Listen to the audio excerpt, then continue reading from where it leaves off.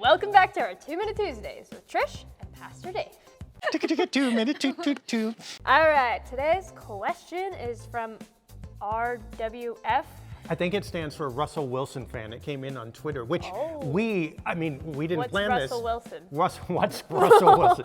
I think, in my limited football knowledge, he is the quarterback of the Seattle Seahawks. Oh. And also green and blue. I mean, we didn't plan that either, so it must be that the fate. colors Yes. that they do? They are, yeah, that's their colors. I have no sports knowledge. That's okay. All you have to know about is the Trailblazers, and if you know that, everything's taken care of. I don't, but No, don't admit that. Okay.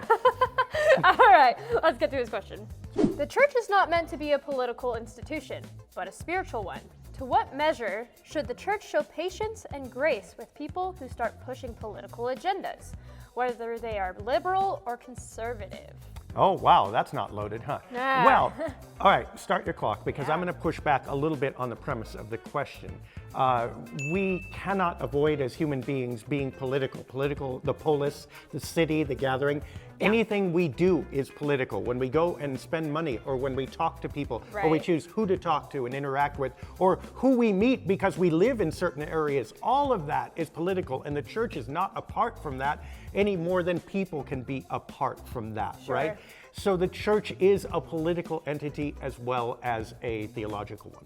That said, there is a point to it in that the politics become centered, and I'm going to graciously interpret pushing agenda as that rather than a referendum on anybody who wants to get you to change in any way, right? So when that becomes central, when the politics overtake the bigger reason for being together, which is being bonded in God's grace and sharing God's love and serving others, despite our political differences, there is an issue with that. Now, what I tend to do is, myself, I view it not in terms of directive, like I've got to get you to go from here to there on this political issue, but boundaries. Like, okay, if something in the world crosses certain boundaries, like someone's humanity is being denied, or people who are impoverished are not being served, or people are going without homes, or people are going hungry, that's not just a political issue, that's a theological, that's a grace, that's a spiritual issue as well, where bing, this is something where we can probably have a really strong voice.